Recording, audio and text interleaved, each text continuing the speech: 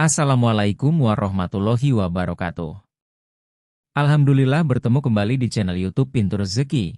Kali ini kita akan bercerita mengenai kisah Utsman bin Affan. Silahkan subscribe dan like apabila menyukai konten seperti ini.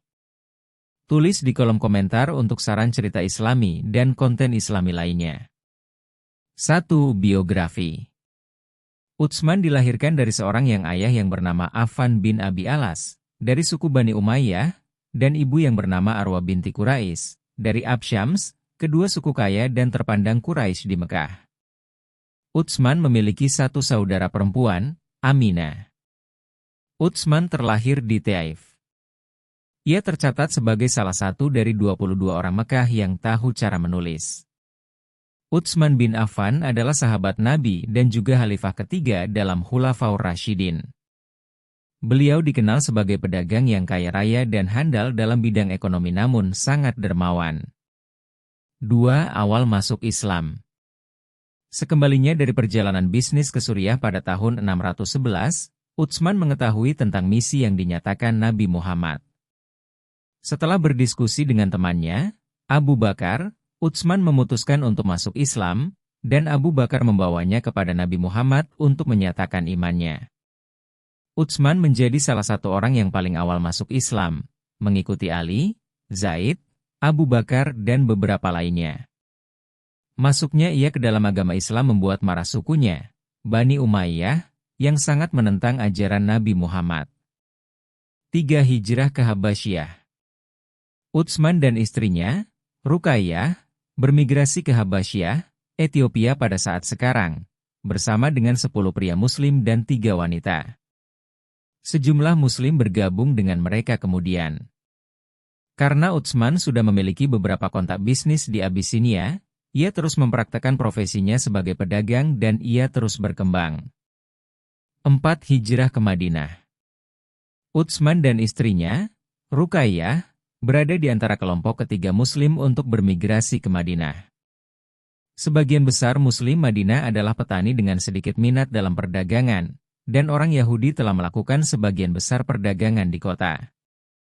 Utsman menyadari ada peluang komersial yang besar untuk mempromosikan perdagangan di kalangan umat Islam dan segera memantapkan dirinya sebagai pedagang di Madinah. Dengan kerja keras dan kejujuran, bisnisnya berkembang pesat, membuatnya menjadi salah satu orang terkaya di Madinah.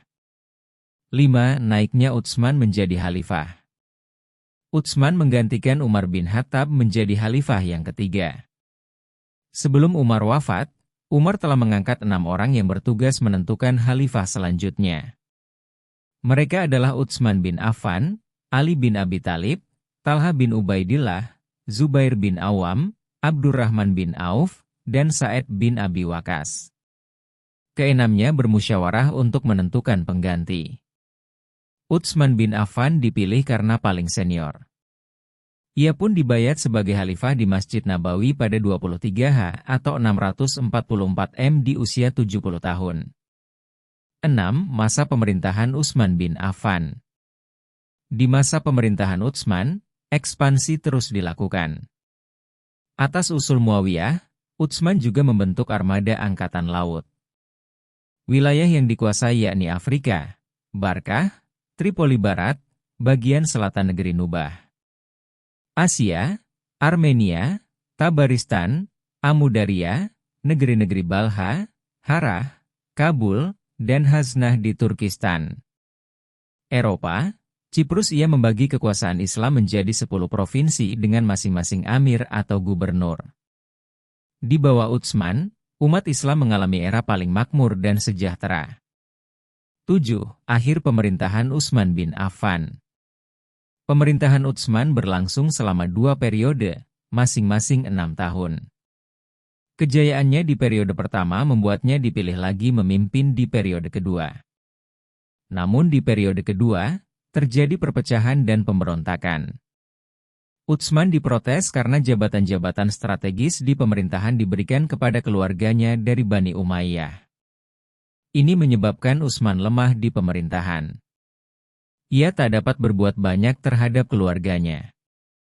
Pada tahun 35H atau 655 M, Sekitar 1.500 orang datang ke Madinah untuk memprotes kebijakan Utsman ini. Karena tak ditanggapi, protes berubah menjadi pemberontakan. Sebagian juga dihasut oleh Abdullah bin Sabah, seorang Yahudi yang disebut pura-pura masuk Islam dan kerap menyebar fitnah. Akibatnya, rumah Utsman dikepung dan ia didesak mundur sebagai khalifah.